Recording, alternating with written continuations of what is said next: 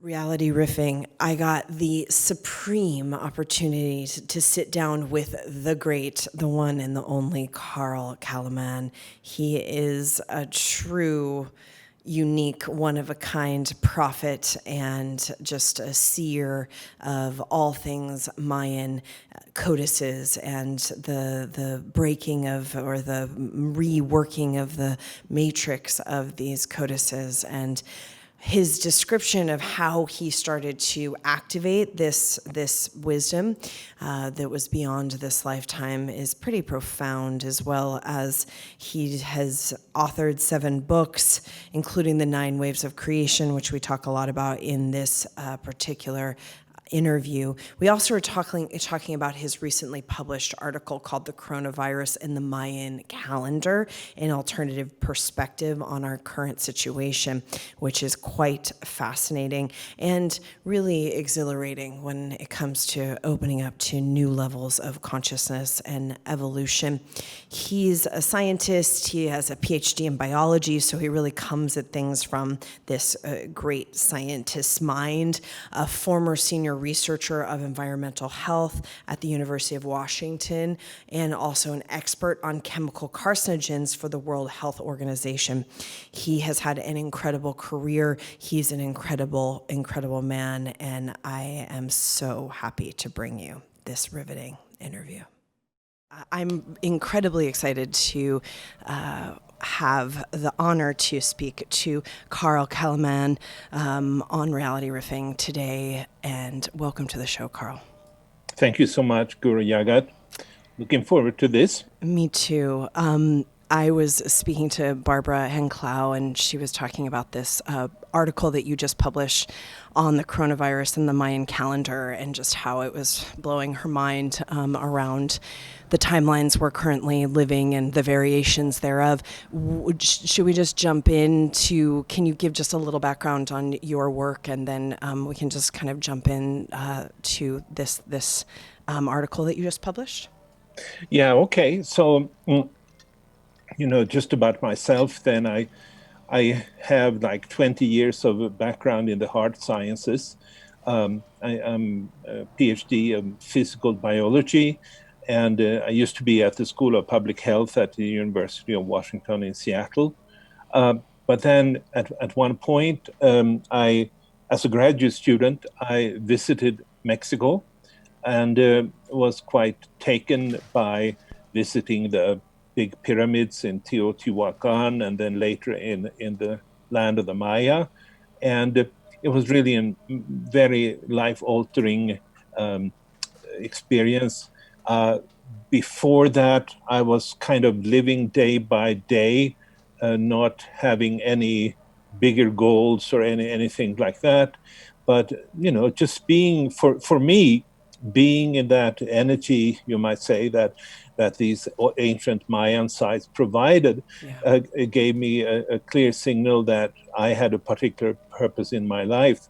And so it came a point then when I was in my early 40s, when I started to devote myself full time to making sense of the Mayan calendar in such a way that we can understand it as modern people. And so that's what I've been doing for the past, whatever it is, 25 years or something like that. Wow. And so in that quest and that journey, did you feel like when you were in those sacred places, you had a transmission in some way of the calendar itself, or some of the meanings of the calendar? Yeah, I would say so.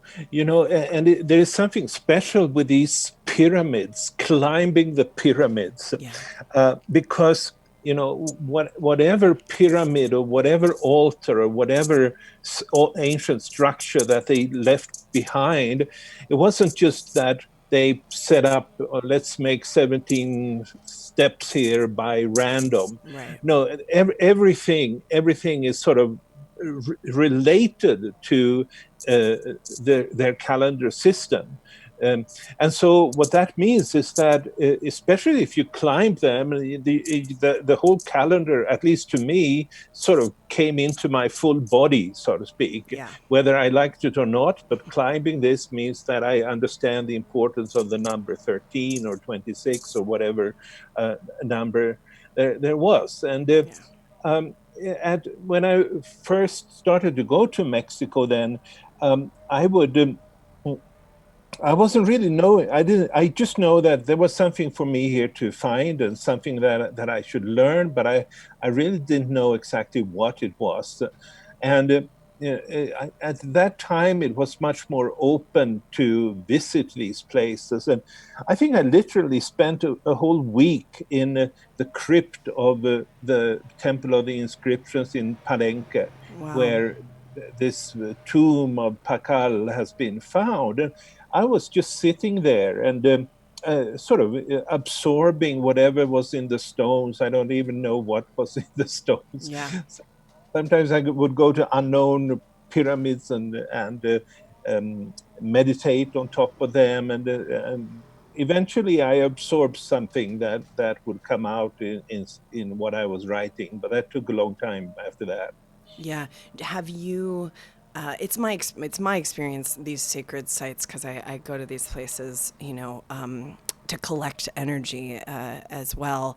Yeah. It's my experience that I return to those moments over a timeline and receive things that I couldn't necessarily receive in the moment of the time that I was physically there. Have you had that experience? Yeah, I think so. I think it's really, I mean, um, so what these kind of absorptions, if I use that word, that I experienced then, it took a long time until it really could be formulated logically or intellectually and in writing and so forth. So it wasn't, some people describe their experiences in these kind of sites like they were hit by lightning or Right. something like that. Right. That wasn't my experience. It took, but it's nonetheless, I did absorb what was there, and I was very well understood that this was something important for me to do. Yeah, yeah. And so your first step into it was after these kind of these initial journeys. How did you start to kind of get into it intellectually and with the other faculties? Well, it came from a completely different direction, you might say. I wasn't, first of all, I wasn't trained by any Mayan elders. Later, when I had published my work and so forth, I came to have some good relationship with some Mayan elders that are knowledgeable in this country thing. But I was able then to sort of form my own view of what was going on outside of their tradition. And since these are ancient structures, it means that what I would absorb actually went back a couple of thousand years, or at least 1,500 years, or or so. Um, and then it actually there came a time that I think corresponded to one of these quantum shifts, which, at least according to the Mayan calendar, a quantum shift would have taken place in the year 1992. And suddenly I started to download things that somehow in the previous state that I've been in were not accessible. But there was a shift in the cosmos. And then as that happened, I started to download things in a comprehensible way, in a written way, and so forth. And really, the work mostly then from that point and onwards took place in various libraries, and where I sort of would go deeply into old codices and also the modern knowledge about the history of the universe and so forth. Interesting. In the Tibetan system, they call it treasure revealment, that you yourself come to some vibrational consciousness, or however you want to put it, you come to some vibrational state that actually allows you to access the revealment of that in your own, whether you want to call it in your incarnational wisdom, or whether it was something that you got from those power spots or whatever. But I love this story. This is exciting. So are you experiencing personally, and I want to jump into this article that you just wrote, but are you experiencing personally that this 2020 moment is a little bit like this 1992 or 2012 kind of shift of timelines? Are you experiencing that? Not really. I mean, it's an obvious change in the world, but I experience this more as this is something that's been in the making for some time, and now it's coming out, so to speak. Okay. So it's not for me like I think, oh, now I'm thinking differently and downloading something new. Almost the other way around. It's like only now are some of the thoughts that I accessed in the way we talked about earlier. Only now does it seems to be manifesting. So I don't think it's an 2020 is an inherently, and in the quantum field, I don't think it's a particularly important shift. But obviously, in the manifest reality, yes, it's a big change, enormous. Well put. Very well put. I resonate in terms of it's almost like catching up to the future. Yeah. Not the other way around. Yeah. Yeah. Okay, so let's talk about this article that you just wrote. A really formative work, in my opinion. And I talked to Barbara a little bit about it as well.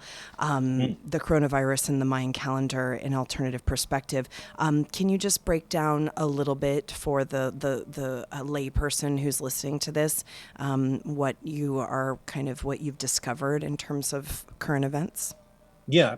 Well, I should first begin by reconnecting to the Mayan Pyramids.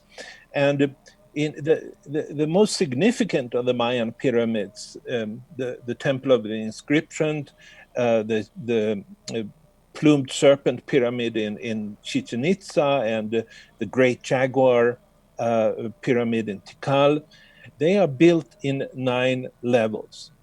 And levels is important here because, as I understand it, each level, each terrace corresponds to a certain quantum state. And what that means is that climbing one of these pyramids is like embodying the evolution of the universe, going through a sequence of different quantum states that are collective, the collective path of humanity towards the top level, which is the 9th level, which each of them carries a particular state of consciousness, you might say. And these states of consciousness, they emanate from the cosmic center. And the cosmic center sends out these waves. And we are on the receiving end of these waves, essentially, and we download them, and from whatever it is we download, then we will form our perception of the world.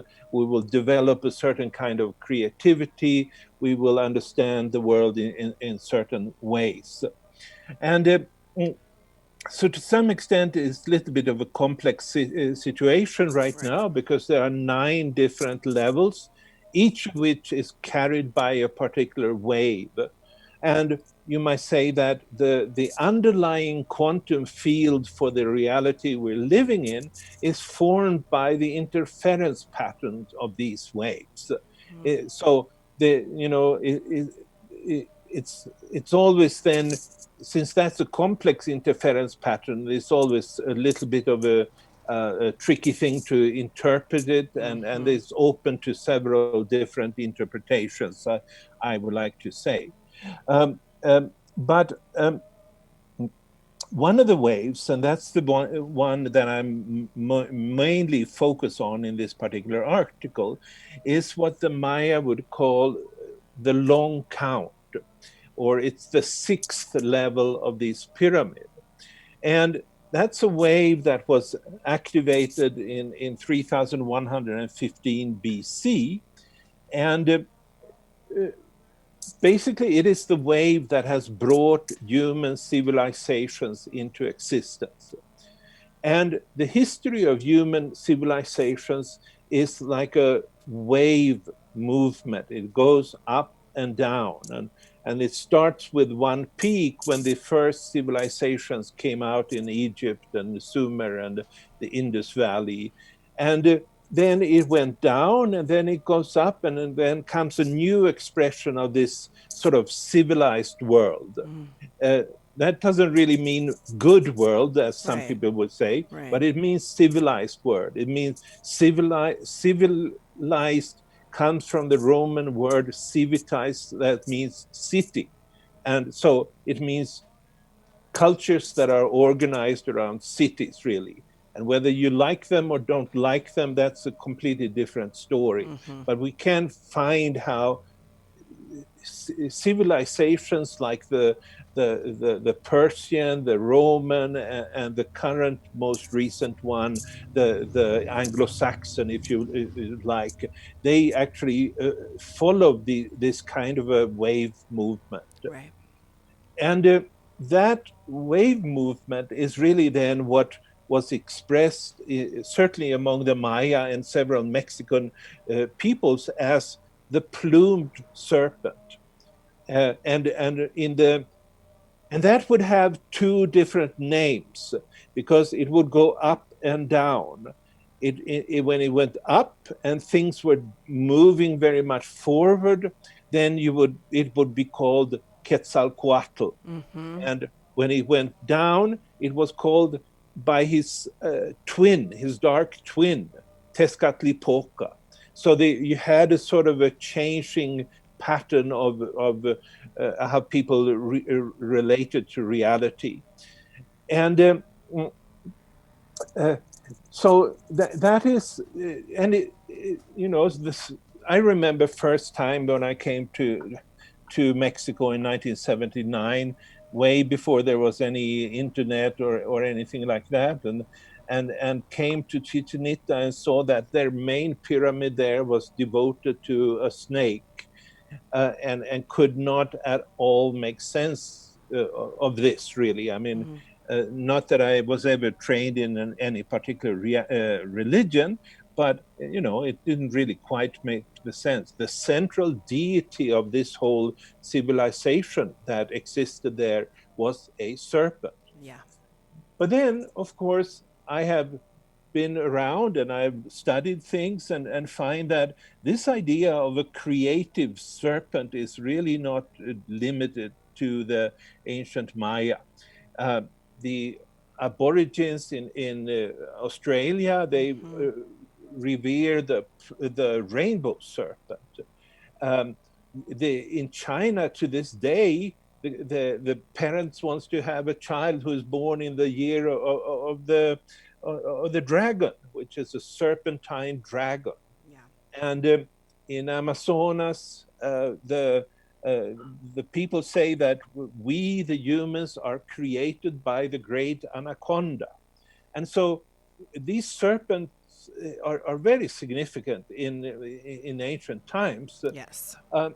Except, I should say, that we who have been trained and lived in a Western world, we have been very much influenced by the biblical Genesis story about how the god there curses the serpent. And the serpent in this tradition has essentially become something similar to the devil. Yes. But that's an exception in the big scale of things. Absolutely. Absolutely. So in ancient times, pretty much wherever you go, you will find that there was significant serpent gods. And what I suggest then is that really this serpent and the plumed serpent, especially among the Maya, is just a name for this wave movement that seems so powerful in not only in creating civilizations but also in having them turn down. And you can look at that, from the Indian Hindi perspective. The god Shiva creates and destroys in order to create the space for the new creation, etc., etc. But this is, several ancient cultures had that as an inherent part of their uh, view of the cosmos, that there were serpents, and those were very, very powerful creator gods. Yeah. Do you, is it, I'm quite familiar with some of the more Eastern, they call it the Naga. Yeah. Kind of Naga means no go, and the kind of the Naga or the serpentine, or what you might want to call the particle in the wave, or however you want to you could put it in many different ways, but that goes, it's transdimensional. It can go in multiple timelines. It can go in places where other things can't go, and that's kind of the part of the power of the Naga or the serpent. But would you say that I'm very interested in the two serpent, like the shadow and the two serpent kind of way that they're describing? Are they happening in simultaneity? Are they describing parallel time streams? That's a little bit of tricky. Uh, it seems like they are both unified, but also that it's like one of them is dominating in the upturns and another in the downturns. Yeah, yeah. So the Quetzalcoatl is usually a symbol of the light, and Tezcatlipoca a symbol of a dark age, so to speak. Things Got go it. up and down. And I'm assuming we're in the dark part. I need some good news right now. Are we on the upturn, Carl, or are we on the downturn? We are mostly on the downturn, Okay. but yeah, no, that's Yeah. that's that's a hard thing to Yeah. maybe to assimilate. And how Yeah. do we deal with that? Yeah. And but what is important is to see also the complexity that comes out of the fact that there are 9 different levels. Yeah. And that's what you were relating to, the Nagas having existing at the same time as several different frequencies. So there is one wave, the ninth wave, that is that's follows, and that's the top level. And all the higher levels, they're not necessarily in the downturn. So if you look upon it as a climb, yes, that is true. The sixth wave, which is a civilizational wave, is in the downturn. And I think that is a major reason that we are seeing such serious challenges to the global civilizations Yeah. as it is now. But then, on top of that, there are the seventh, the eighth, and ninth wave that each are bringing other aspects of reality as possibilities, to the extent that we download them and become embodiments of what those particular waves are meant to bring to humanity. And would you say, when describing, because I think curious if this is in the neighborhood, those waves or those variations of what we would call the future, they don't have to be far away. They actually, there is some sort of, I mean, isn't the Mayan calendar built so that you have some sort of visual or mandalic kind of understanding or transmission of the quantum vertical time potentialities? I mean, isn't that kind of, Yeah.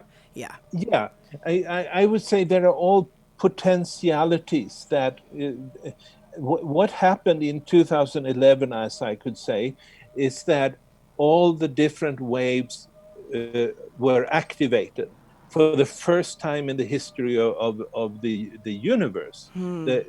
They were all active, meaning that they're all potential for us.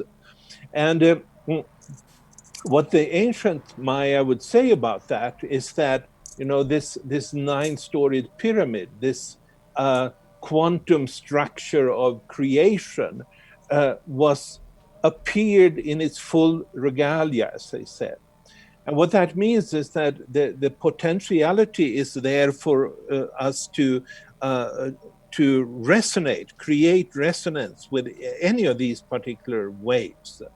And the waves have different kind of effects on the human mind and then on the human creativity. And so some of these waves, especially then the so-called long count, is really one of duality.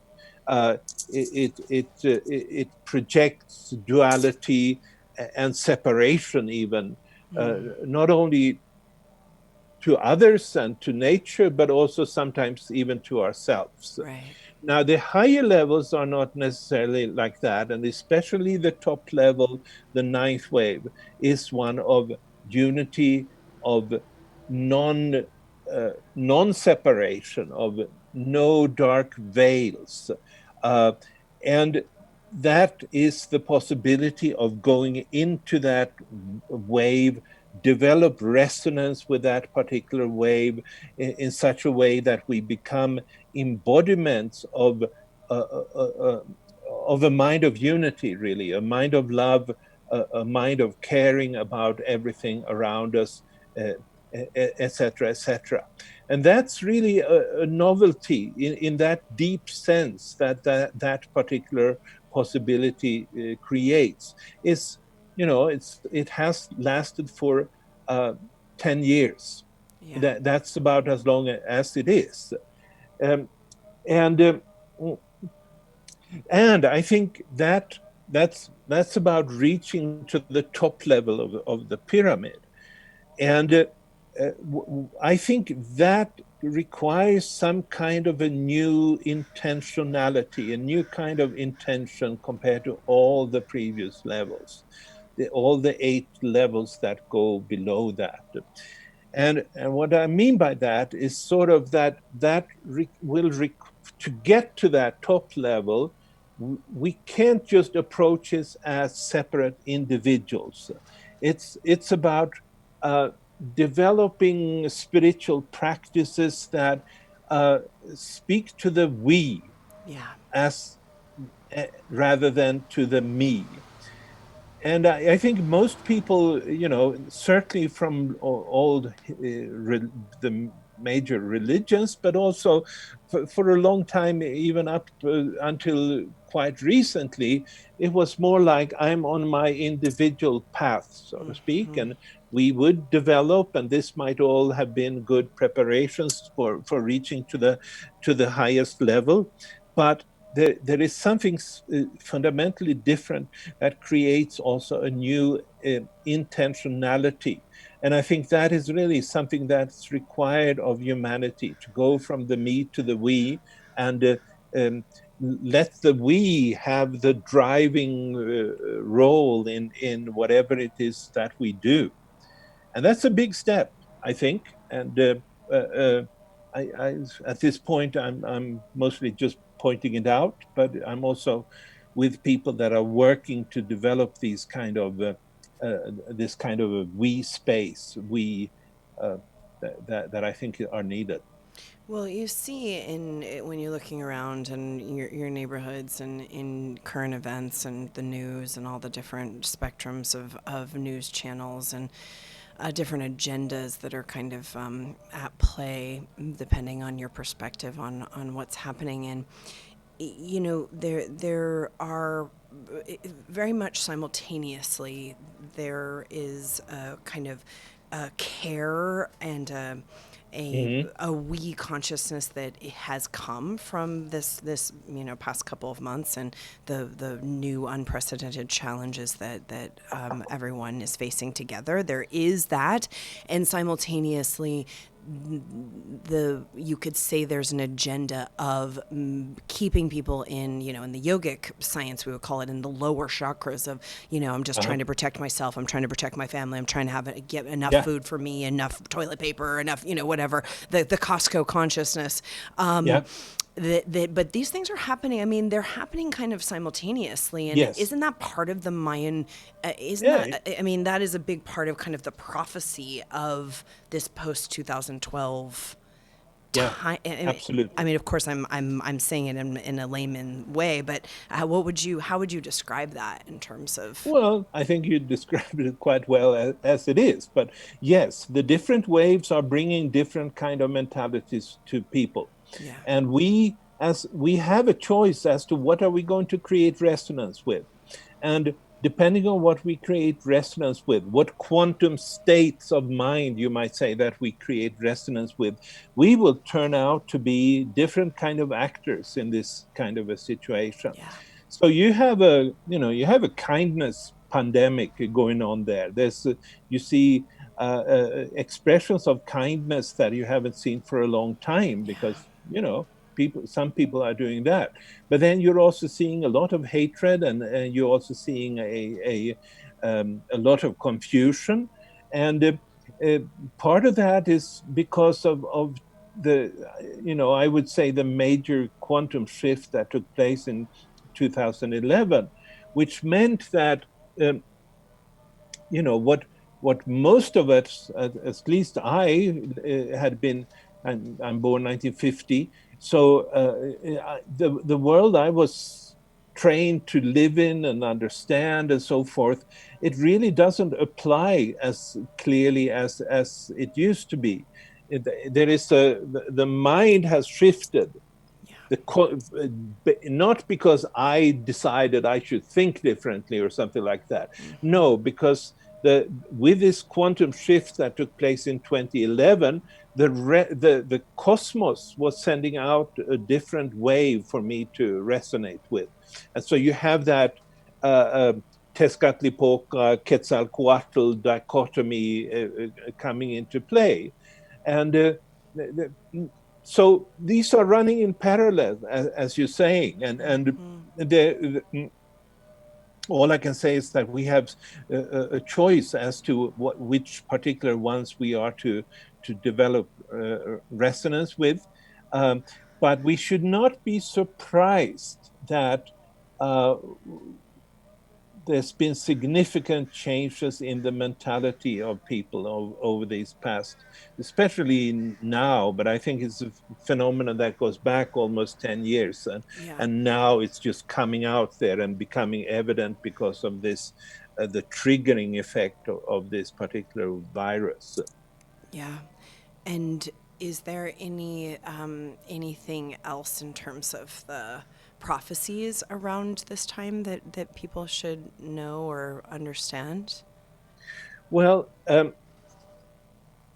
the prophecies, and if I go to ancient Maya, it is that I guess the only real inscription that you have about that shift in 2011 2012 was that everything was now become available. Um, the 9 levels structure, you might say, would appear in its full regalia, so to speak. That's one thing. Another thing that we know is that in ancient times, and that also goes back like 1500 years or so, is that they would place other dates that are thousands of years into the future. And what that tells us is that they did not have that idea that for some reason the world would come to an end at some particular point in time. Right. Um, that's a more modern variety, and properly influenced by Christian apocalyptic thought. Um, then at least I've heard from contemporary Mayan elders. I'm thinking especially about Don Alejandro Oshla, that I've had the most contact with. He would talk about the prophecy that we would have we would come to a point in time when all the um, different cultures would come together in another way. And you might have heard about this also, the prophecy that the condor and the eagle would fly together, the condor being uh, uh, the South American, and the eagle, the North American Yeah. um, spirit, or whatever you want to call it. So those are a couple of prophecies, but much of it has to be also, it has to be, you have to dwell into it to make your own interpretations. I would say, yeah, Yeah. You have to activate it. yeah. Yeah. Yeah. Anything else about the coronavirus that you think is relevant to share for listeners in terms of both the article and any of the things you've been thinking about? Yeah, well, the article spells it out a lot. Um, so, I can say that to me, this still doesn't seem like very much more of a um, than a regular flu. So I'm not saying that it's harmless. What I am saying is that it's for for for other reasons. There's been a tremendous, almost hysteria around it, and one of the interesting aspects of this, of turning into a downturn of civilization, is that something that goes with that kind of a downturn is actually more of a stillness. Or a period of rest is really what you would expect from that kind of a downturn. And that's in contrast to the peaks that will bring forward movement, development of new civilizations, and the all the sort of technology that usually goes with these kind of civilizations. Here we have the opposite result, and so I look upon that whole thing of everything coming to a standstill, and everything in most countries in the world is coming to a standstill, actually as being about this shift in quantum state Yeah. to and there is a good possibility for potential in that for people to sort of reconsider what the world could be like and should be like, and so Yeah. forth. But it is really that particular thing is really a thing you would expect from this shift in consciousness that actually took place then. Um, and another thing is the fact that there's been such a tremendous fear generated, Yeah. and you could, and I'm in the article, I'm sort of using the metaphor of how serpents, or snakes at least, sometimes instill a tremendous amount of fear in people, that almost make them paralyzed in a small little mouse or a little rat or whatever Yeah. that could be. And there is something like that. The shifts, the wave movements, the shifts in the quantum states is not part of our worldview. And it has to do, I think, with the fact that we belong to the Judeo-Christian tradition, Right. so what that means is that people will get afraid, I think, because they feel that something has happened, and they feel probably that something outside of themselves is influencing them. In other words, these waves are influencing us, as I describe in my books, and so forth. They really play a predominant role in the kind of societies that we shape, and so forth. And then if there is a shift in that, and you're not aware of that, at least at all, then and you suddenly see that people are starting to think differently. There's this host of conspiracy theories going on, Yeah.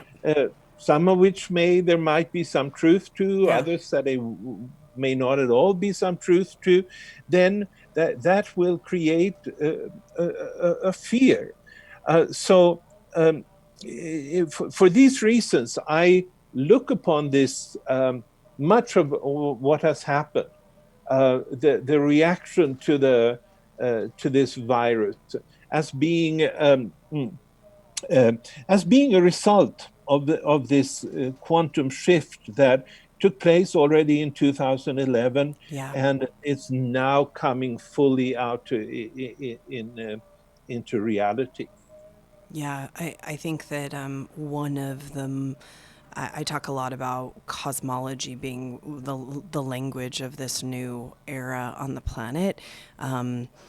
And just that the expansion of our kind of understanding or even conceptual awareness of these great space time continuums on the planet and the galaxy, and, these huge kind of time space, it gives you a perspective that I think nothing else really can. And it's a very Yeah, it's an important perspective right now, all the time. But I yeah, feel like right now it's very important.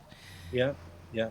Yeah, yeah, Yeah, and there is also something, uh, uh, like a message to also to us humans, that we've thought for a quite long time, or you might say for 400 years or so in this modern civilization, that we're in control of everything, and if I do something, it's like I did it, or yeah, like a separate individual. But in the kind of cosmology that I'm developing based on the Mayan calendar, uh, I'm just a downloader. I shouldn't say just a downloader, because it will still come up to me what to do with it. yeah, But so much of what we have thought is things done by me or some other human beings, is really all about what kind of cosmic waves that we will develop resonance with. And that's a humbling thing. And and it's not always easy to accept for us, I think.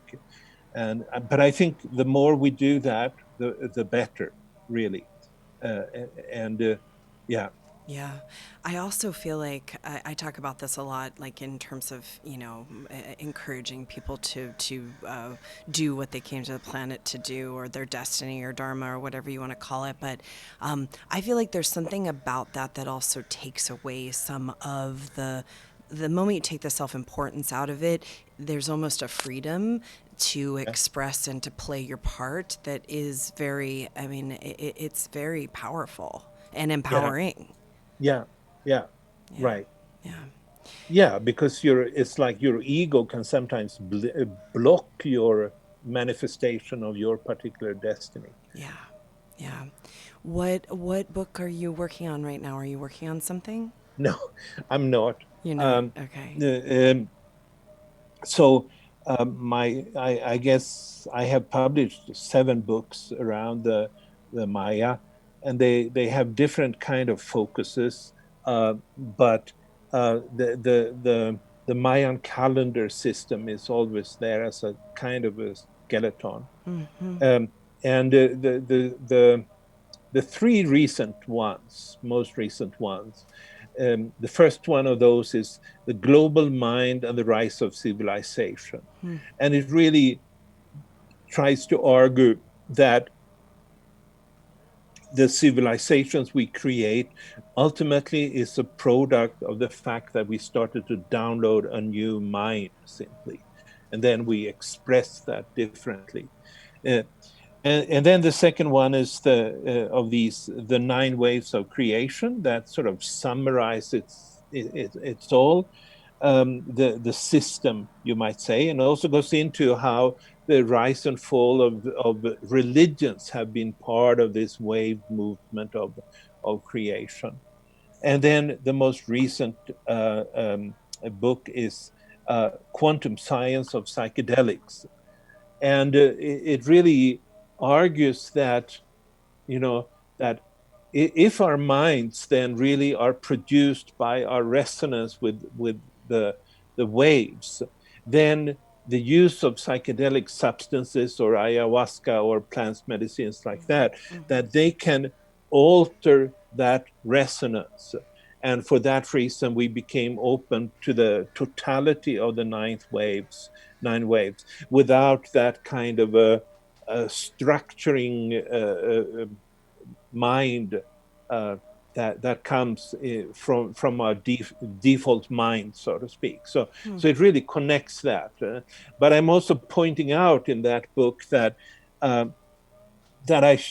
we shouldn't look at on plant medicines as something completely different from, say, Kundalini yoga or breath work or meditation or any of these. Yeah. In principle, it's a variation of a theme, and they're all in terms of this helping us find the track forward. They all have that characteristic that it open us up in a new way to receiving these, and especially then the possibility of resonating with the highest wave, the ninth wave. So these are a couple of my most recent books that I've been publishing. Yeah. Amazing. I mean, of course, I love to, your last book is a conversation I love to have, because I do feel that all of those things are basically adjusting the pineal gland as a radial function of the human consciousness. Yes. And you're either doing it internally or externally. And my opinion, just to assert it in here, is that when you do something externally, the external thing has its own agenda. Whereas if you do something internally, you're at least dealing with, some maybe spectrum of epigenetic agendas or patterns, and maybe ancestral, or, you're dealing with that stuff always, right? Yeah. But you're not then also taking in the particular kind of agenda of that, the wave of that plant consciousness, which is, I'm not saying is bad or good, just that it is a different, there's a different frequency. But I do believe that all of those things they're adjusting your pineal gland, ultimately. Yeah. Which would you say the pineal gland is the one of the features of the kind of movement to this ninth wave? Like if you were going to, I think so. I would say, it's like the anchoring point of the mind. The mind is downloaded, and the pineal gland is the anchoring point. And if you can, through, I think, what spiritual techniques, if I call them that, what they do is that they actually temporarily disengage the mind from the pineal gland, making you much receptive to everything that goes on in the cosmos. And that's also then means the ability to go into wholeness, to that's brought by this ninth wave consciousness. Wow. Well, you've been busy, and it's a real pleasure to talk to you. I understand why you're not writing another book right now. I'm in the midst of writing my second book, and I'm like, if I have to write another book, but it's kind of like having kids. You forget about it, and then you think, oh, it's a good idea. I'll write another book. But how can people connect with your work, Carl, besides reading your books? Just tell us your places that people can go to. Yeah. Okay. So my website is called calleman.com, CALLEMAN.com. Okay. And then I have a couple of Facebook pages. My books are available where they sell books, basically. I'd also like to mention the fact that I will be having, together with a lady called Patricia Albere in San Francisco, we will have a event June 6th, reaching unity through the ninth wave. And I think I will post about that today or tomorrow on my website. Amazing. But it's really it's about, it's not just, as my books will present kind of a theoretical understanding of all this. It's really about also coming to practical methods in order to go from me to we. Yes. Which I think, I encourage any healer from any tradition and any to work with that, to set that as a focus, because I think it's so critical. And there might be many different ways of doing that, but I still think it's a great task of our particular time. It is. It is. You could say in one way the only task. Yeah. Whatever way you're doing it, it's the task if we choose to accept it here on planet Earth right now. Well, we will make sure that we get that information so that we can also post it in the show notes so that people can click right to to that. And are you on social media, Carl? Are you? Yeah, I'm on Facebook. Okay.